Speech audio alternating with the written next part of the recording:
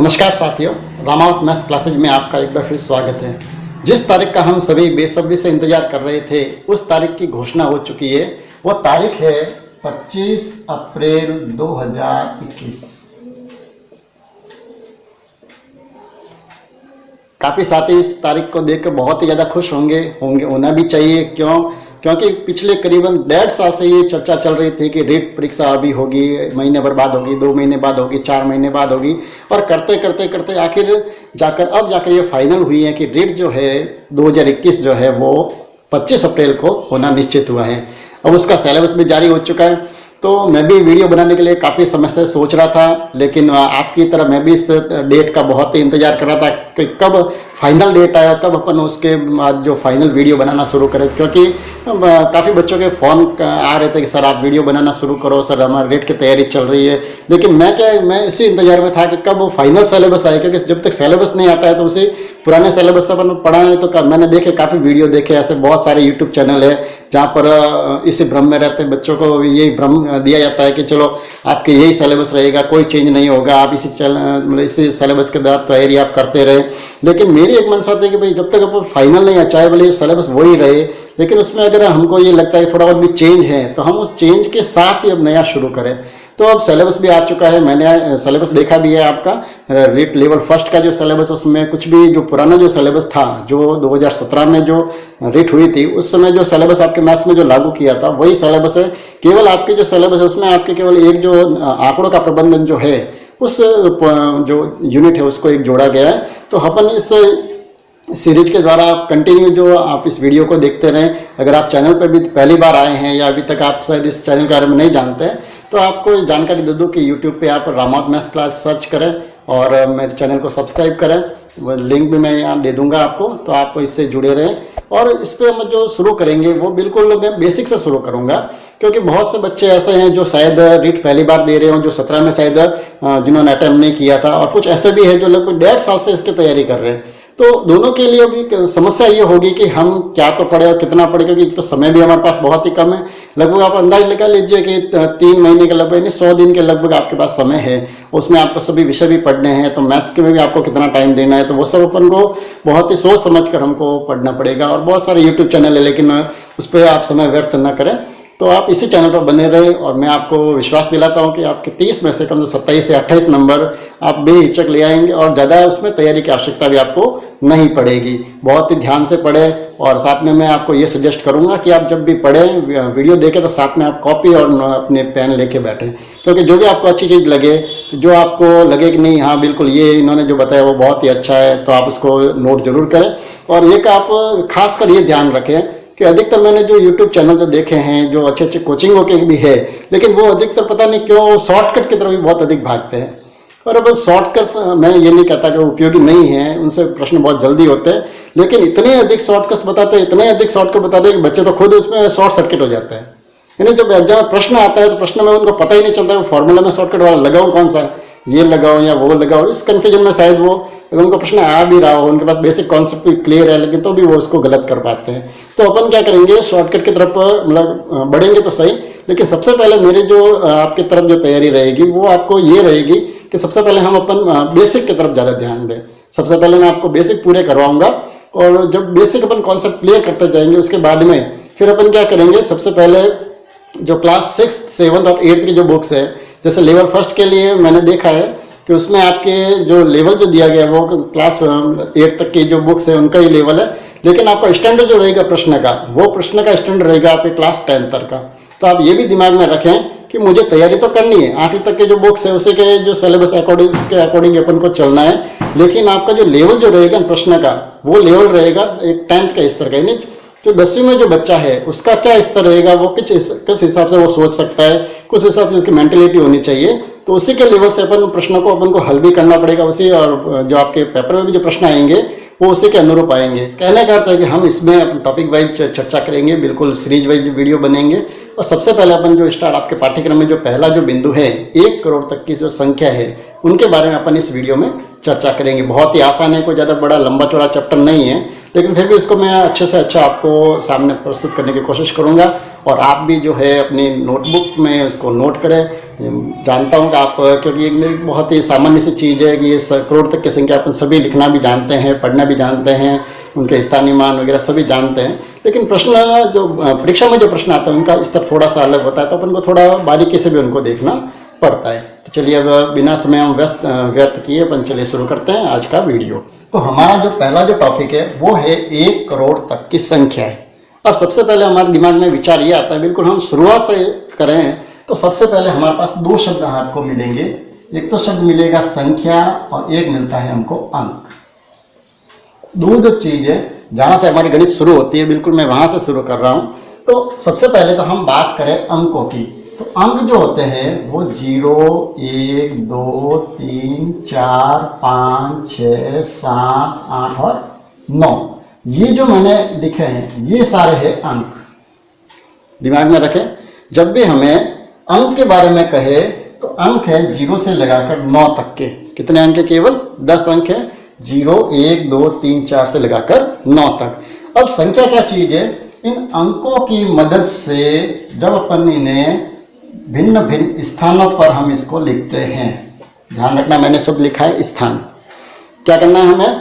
जब हम अंकों को भिन्न भिन्न स्थान पर, अब स्थान से मतलब यहाँ हमारा कोई जोधपुर जयपुर से मतलब नहीं है कि जोधपुर में लिखेंगे तो उसका अलग अर्थ होगा और अगर जालोर में लिखे तो उसका अलग अर्थ होगा या सुमेरपुर में अलग होगा, उससे मतलब नहीं है। यहाँ हमें गणित की भाषा में स्थान से मतलब है इन अंकों को लिखने के लिए एक निर्धारित जो उनका प्लेस किया हुआ है उसको हम बोलते हैं स्थान, और इसी का दूसरा नाम है स्थानीय मान।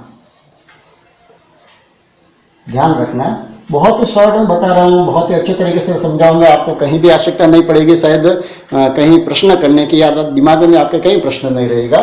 तो ये जो अंक है, जब इन अंकों को मैं अलग अलग स्थानों पे जब लिखूंगा तो वो बन जाती है संख्या। ठीक है, अब देखिए हम शुरू करें। जैसे यहाँ से मैंने किसी भी अंक को यहाँ लिख दिए 2, ये 3, ये 4। जैसे मैंने ये 3 अंक लिखे, कितने लिखे? 4, 3 और 2। ठीक है, तो ये जो अंकों को जब हम साथ में करेंगे तब ये बन जाएगी एक संख्या। ठीक है, कितने अंकों की संख्या बनेगी?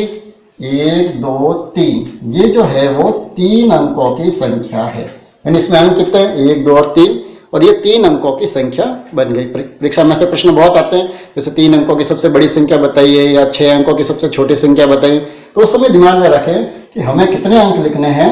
6 अंक, या 9 अंक पूछे तो 9 अंकों की जो भी संख्या है। तो ये तो हुआ, क्या हुआ? स्थानीय मान। अब स्थानीय मान क्या होता है? ये तो मैंने केवल स्थान के बारे में बात की है कि जब हम अंकों को अलग अलग स्थान पे लिखेंगे तो वो एक क्या बनती है? संख्या। ठीक है, चलिए इससे आगे बढ़े। अब जो है अब जो मैंने इनको लिखा है तो स्थानीय मान कैसे होता है? अब देखिए, जो अलग अलग जो स्थान है उन स्थानों की एक फिक्स वैल्यू है, उसको हम कहते हैं स्थानीय मान। कैसा है? जैसे पहला जो अंक है, हमेशा ध्यान रखें गणित में हम जो अंक लिखना शुरू करते हैं वो इस तरफ से। अब यहाँ से जो पहली जो संख्या मैंने लिखी है, जैसे मैं यहाँ पर लिख रहा हूँ 2, यहाँ 3, यहाँ लिख दिए 7, यहाँ लिखे 4। ये जो एक मैंने संख्या बनाई है, कितने अंकों की बनी है? 4 अंकों की। तो इस संख्या जो पहला जो इसका स्थान है उसको बोला जाता है इकाई, दूसरा दहाई, तीसरा जो अंक है जो प्लेस है उसको बोलते हैं, क्या बोलते हैं? सैकड़ा, उसके बाद में हजार। ठीक है, तो ये जो है इनके जो स्थान हमने निर्धारित कर दिए हैं, तो ये जो स्थान है ये कहलाते हैं इनका स्थानीय मान। बहुत ही छोटे स्तर से शुरू कर रहा हूं। अब चलिए इसमें ये देखते हैं, अगर कहीं पर अगर हमें ये पूछे, जैसे मैं 3 जो लिखा हुआ है, इस 3 का अगर मुझे पूछे कि स्थानीय मान क्या है, तो क्या करेंगे हम? इकाई और ये दहाई। दहाई का मतलब क्या होता है? देखिए, इकाई का मतलब होता है 1, दहाई का मतलब 10, सैकड़ा का मतलब 100, हजार का मतलब 1000। इसी तरह से 10,000 वगैरह आप जानते हैं, तो हम इनको बाद में अभी लिखेंगे भी इनको व्यवस्थित। तो पहले जब हम छोटे से शुरू करते हैं, अगर 3 का मुझे क्या पूछे, अगर स्थानीय मान, तो क्या होगा? 3 कितनी है? 3 दहाई यानी 30। तो इसका स्थानीय मान तो क्या होगा? 30। और अगर मुझे इसी का एक दूसरा जो शब्द आता है, ध्यान रखना, अगर स्थानीय मान की जगह मुझे अगर इसका शुद्ध मान पूछ लिया जाए, एक नया शब्द है, क्या है? शुद्ध मान। अगर 3 का शुद्ध मान पूछे तो ये ध्यान रखना, जब भी शुद्ध मान पूछे तो वो चाहे किसी भी स्थान पर हो, उसका शुद्ध मान वही रहता है, 3 ही होगा, उसकी जगह 30 नहीं होगा। ये ध्यान रखें। ये बहुत छोटे स्तर की है, शायद अपने कंपटीशन में ऐसा नहीं पूछेंगे, फिर भी आपको जानकारी के लिए बता दूं कि शुद्ध मान चाहे कहीं पर भी हो, कोई भी हम किसी भी प्लेस पे लिखा हुआ, अगर 4 का हमें शुद्ध मान पूछेंगे तो कितना होगा? 4 ही होगा। और अगर 4 का हम स्थानीय मान करें तो कितना होगा? इकाई, दाई, सैकड़ा, हजार, यानी 4 का स्थानीय मान हो जाएगा 4000। ओके, आगे बढ़े। ये तो मैंने आपको एक सामान्य जानकारी दी है कि अंक और संख्या में क्या अंतर है। चलिए अब हम जो संख्या है, उन संख्याओं के पहले प्रकार के बारे में सबसे पहले हम चर्चा करते हैं कि संख्या जो है वो कितने प्रकार की होती है। इसका जो पहला प्रकार है वो है प्राकृत संख्या। कौन सा है? Natural number. इसको हम एन से लिखते हैं। किससे लिखते हैं हम इसको? एन से। प्राकृत संख्या यानी वे संख्या है जो हमें प्रकृति से प्राप्त हुई है। सीधा सा अर्थ है इसका। प्रकृति से मतलब यानी जहां से हम संख्याओं को गिनना शुरू कर सकते हैं, यानी किसी भी वस्तु को हम गिनना शुरू करेंगे, कहां से शुरू करेंगे? आप भी जानते हो, बिल्कुल 1 से। जैसे 1 वस्तु है या 2 वस्तु है, हमारे पास 3 है, 4 है, 5 है, इस तरह से। और कहां तक हम गिन सकते हैं वस्तुओं को? अनंत तक। अनंत का मतलब जहां इसको गणित की भाषा में अगर सही कहें तो अनंत की जगह अगण्य शब्द ज्यादा उचित है। क्यों है? अगण्य का अर्थ होता है जिसको हम गिन नहीं सकते, अनकाउंटेबल, जिसको हम काउंट नहीं कर सकते। वहां तक हम संख्याओं को लिख सकते हैं, कितने भी बड़े अंकों की संख्या हम इससे बना सकते हैं। तो प्राकृत संख्या जो है वो कहां से शुरू होती है? 1 से। और 1 से लगाकर अनंत तक जो है वो संख्याओं का जो समुच्चय, इस पूरे को हम क्या बोलते हैं? समुच्चय बोलते हैं। जितनी भी संख्या है उनको हम एक परिवार के रूप में मानते हैं। तो पूरा जो अंक है, जो सारे जो अंक है, उन अंकों से जितनी भी संख्या बनेगी उन सब संख्याओं को हम क्या कहेंगे? पूर्ण रूप से प्राकृत संख्या। ठीक है। नंबर 2, दूसरा जो हमको संख्याओं का प्रकार मिलता है वो है पूर्ण संख्या। पूर्ण संख्या का मतलब होल नंबर। पूर्ण संख्या कौन से होते हैं? अब संख्या तो यही है, जब हम 1 से लगकर सारी संख्या हमने लिख दी, तो हम जब इसमें कई बार ये होता है कि जब प्रकृति में हम संख्याओं को गिनना शुरू किया था उस समय शायद किसी के सामने ये समस्या नहीं आई होगी कि चलो 1 संख्या है, 2 संख्या है। लेकिन जब किसी ने कहा कि जैसे मेरे थैले में 5 मेरे पास सेब है, उसमें से मैंने 1 सेब किसी को दे दी, तो पीछे कितने दिन रही? तो उन्होंने बता दिया 4। चलो 4 में से चलो 2 और किसी को दे दी, तो शेष क्या बची? 2। 2 में से 1 और किसी को दे दी, तो शेष क्या बच गई? 1। अब 1 के बाद में ये भी मैंने किसी को दे दी, तो अब शेष क्या बचा? कुछ नहीं। उस कुछ नहीं की जो परिकल्पना है उसको हमने जो उजागर किया, तो उस वो जो आया हमको शब्द मिला शून्य, 0। यानी 0 का अर्थ है कुछ नहीं। जब नगण्य की परिभाषा देनी शुरू की तब इसको शामिल किया शून्य, और इसको भी हमने क्या माना? एक संख्या रूप में माना, क्योंकि जब 0 भी है तो भी काउंटेबल तो है, उसको हम काउंट तो कर सकते हैं कि अब हमारे पास कुछ भी नहीं है। तो इसलिए इसको भी क्या किया? इन प्राकृत संख्याओं के साथ में इसको काउंट किया, तो वो बन गई है पूर्ण संख्या। ध्यान रखें, पूर्ण संख्या और प्राकृत संख्या में क्या अंतर? केवल इतना ही अंतर है, ये जो प्राकृत संख्या का जो समुच्चय है उसमें हम अगर 0 को शामिल कर दें तो वो बन जाएगी पूर्ण संख्या। ये भी कहां तक है? बिल्कुल वही अगण्य है, ये लास्ट अनंत तक है, जहां हम इसकी कल्पना नहीं कर सकते। तो ये हो गई कौन सी संख्या? पूर्ण संख्या।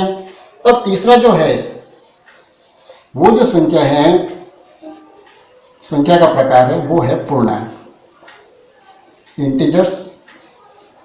अब पूर्णांक क्या चीज है? क्योंकि सारी संख्या आ गई है, सारी जो 1 से लगाकर शुरू कर दी थी, तो जितनी भी हमने गणना करनी थी सारी गणना हम कर चुके, उसमें हमने शून्य को भी शामिल कर दिया। अब उसके में जैसे जैसे गणित का विकास हुआ तब उसमें क्या किया? एक कल्पना की कि जब संख्या ऋणात्मक रूप में से भी संख्या भी जो हम कल्पना कर सकते हैं, तो उनके लिए जब उनको भी हमने शामिल किया तो वो बन गए हमारे पूर्णांक। 0, 1, 2, 3, 4, 5, ये तो यहाँ थी, कहाँ तक? अनंत तक। अब हमने क्या किया कि जैसे 0 से छोटी संख्या हमने कल्पना की -1, उससे छोटी -2, उससे छोटे -3, उससे छोटे -4, और इस तरह से हमने ये भी अनंत तक हमने पूरी कल्पना की। यानी जब प्लस में भी संख्या हो सकती है तो माइनस में, क्योंकि जब हम बीजगणित वगैरह हम जब पढ़ते हैं उसमें जब पक्षांतर वगैरह करेंगे उसमें जब संख्या माइनस वाली अधिक भी हो तो उसको हम माइनस में भी करना सीखेंगे। ठीक है, तो इसलिए हमें जो जरूरत पड़ी तो माइनस के जो पूर्णांकों की भी जब जरूरत पड़ी हमें तो हम इसको क्या बोलेंगे, पूर्णांक। ठीक है, यानी जीरो के इस तरह हो उनको तो धनात्मक पूर्णांक बोलेंगे, और जीरो के इस तरफ जिनके आगे माइनस का निशान है उनको हम कहेंगे ऋणात्मक पूर्णांक। चलिए, ये हो गए संख्याओं के मूल प्रकार। उसके बाद में हम आगे जो संख्या है वो वास्तविक संख्या होती है, काल्पनिक संख्या भी होती है, लेकिन वो आपके कोर्स में नहीं है तो वो हम नहीं बताएंगे। अब हम चर्चा करेंगे ये जो संख्या है इन संख्याओं के आधार पर, यानी जो अभी जब बात करेंगे प्राकृत संख्या और पूर्ण संख्या, तो ये जो संख्या करोड़ तक की जो संख्या है वो भी अपन माइनस वाले पर चर्चा नहीं कर रहे हैं। अभी अपन 1 करोड़ तक जो पूर्णांक प्लस वाली जो संख्या है उनके बारे में हम चर्चा करेंगे।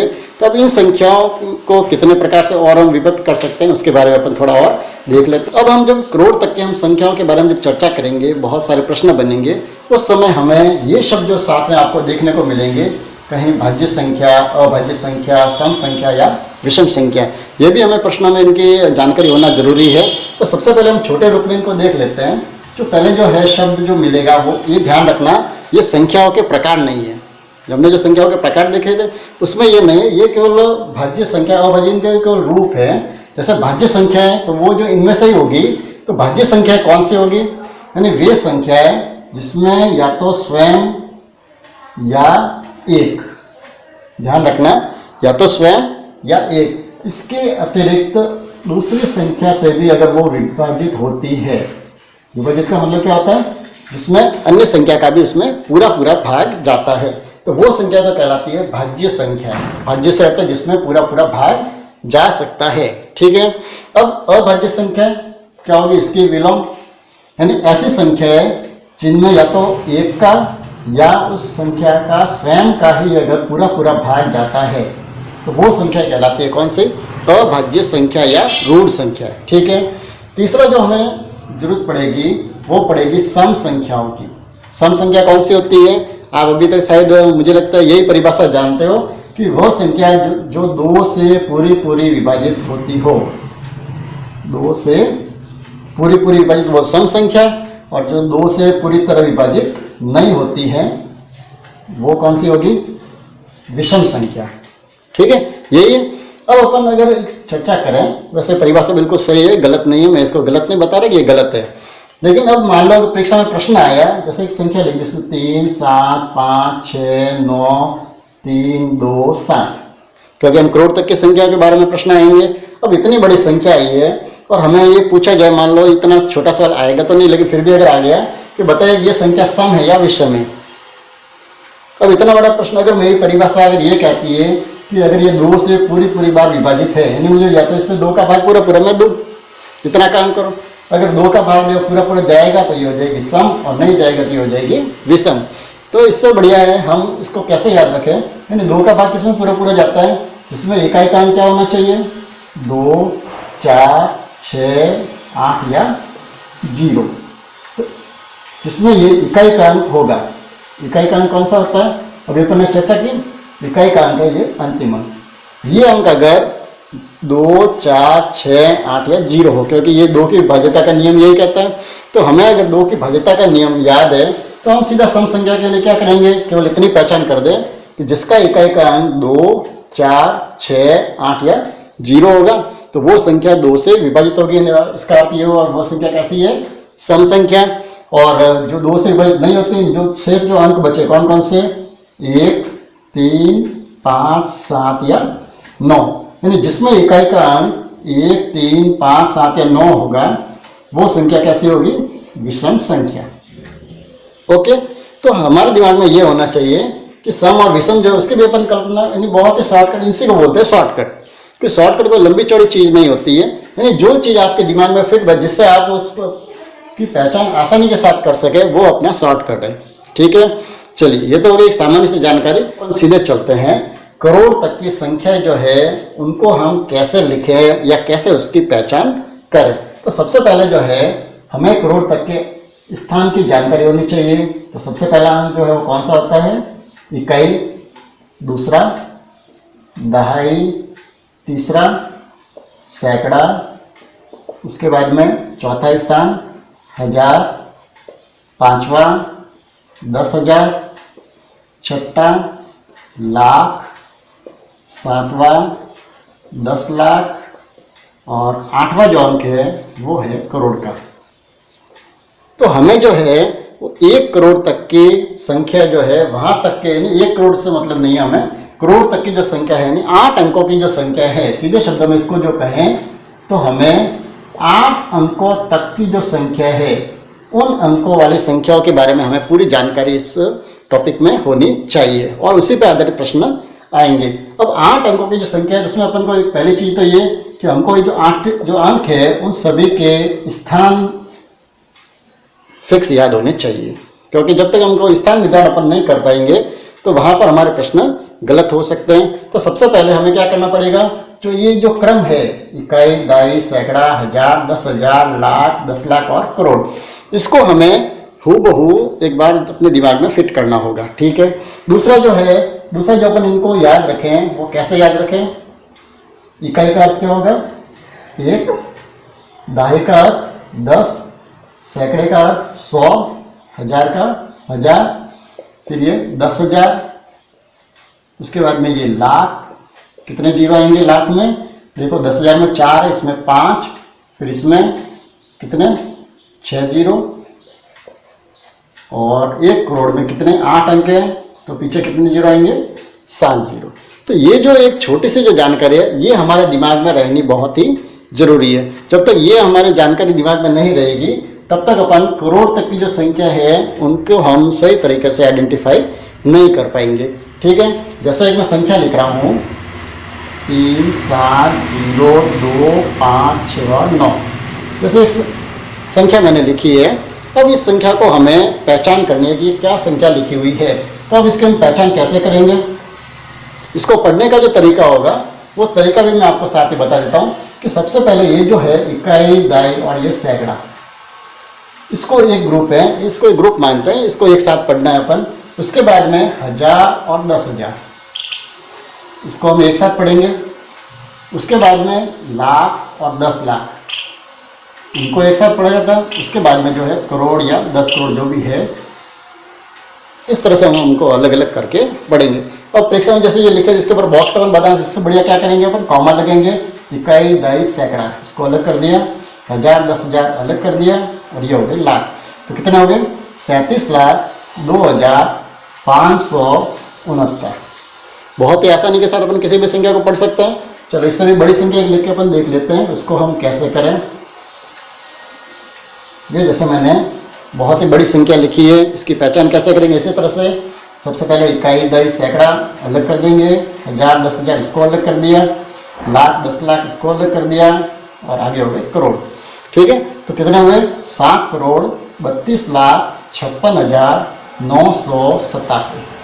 यानी बहुत ही आसान है। जब हमें ये सारे जो स्थान इनके हमें दिमाग में फिट होंगे तो हम आसानी के साथ किसी भी संख्या को अपन पढ़ सकते हैं और उसको लिख भी सकते हैं। ठीक है। बताते हैं कि जो करोड़ तक की जो संख्या है इसको अपन ने पहचान करने भी सीख लिया है। अब इसमें प्रश्न आएंगे कैसे रीट में? तो प्रश्न इस तरह से आता है, जैसे मान लो एक संख्या लिख दी उसने 3,7,5,2,0,6, ये प्रश्न लिखा और इसमें से ये लिखा कि इसमें 7 तथा 5 के स्थानीय मान का अंतर बताओ। बहुत ही आसान प्रश्न है। क्या करना है हमें? 7 व 5 के स्थानीय मान का अंतर पूछा है। तो अंतर का अर्थ क्या होता है? अंतर का अर्थ होता है घटाना। ठीक है। तो 7 का स्थानीय मान हम यहां से देखेंगे, इकाई, दहाई, सैकड़ा, 1000, 10,000 कितना है? 7 का 10,000 का मतलब 70,000 और 5 का स्थानीय मान 1, दहाई, सैकड़ा और ये 1000 कितने हुए? 5,000। तो इन दोनों को हमें माइनस करना है, ये आ गए 65,000 इसका आंसर। यानी इस तरह से प्रश्न आते हैं, बहुत ही आसान। यानी क्या पूछते हैं इसमें, यानी किसी भी अंक जो है उसका स्थानीय मान पूछेंगे, उसका अंतर पूछ सकते हैं, उसका योग पूछ सकते हैं, या उसमें ये पूछा जा सकता है जैसे 7 का, इसी प्रश्न को अपन लें कि 7 के स्थानीय मान व शुद्ध मान का अंतर बताओ या योग बताइए, ये प्रश्न आ गया। तो क्या करेंगे, हमें 7 का स्थानीय मान हमने लिख दिया, योग है 7 का स्थानीय मान, और 7 का शुद्ध मान कितना होता है 7, तो अब दोनों का योग करना है, तो ये हो गया योग। ठीक, यानी इस तरह से बहुत ही आसान प्रश्न आते हैं, आप भी अभ्यास करें। और अगला जो वीडियो होगा उस वीडियो में हम सारे ही जो करोड़ तक की जो संख्या है उस पर आधारित जो प्रश्न है उन प्रश्नों को अपन हल करेंगे। तो अभी आप क्या करेंगे, इस वीडियो के अनुसार जो आप बेसिक है उसको एक बार अच्छी तरह से आप रिवाइज कर लें, ताकि जो अगले जो वीडियो है उसमें आप जो प्रश्न अपन हल करेंगे तो उसमें आपको कोई भी समस्या नहीं आएगी। इसी तरह से बने रहेंगे आप, तो बहुत ही अच्छी तरीके से आप मैथ्स में होशियार हो जाएंगे, और मैं आशा करूंगा कि आप अधिकतम अंक इसमें प्राप्त कर सकेंगे। धन्यवाद।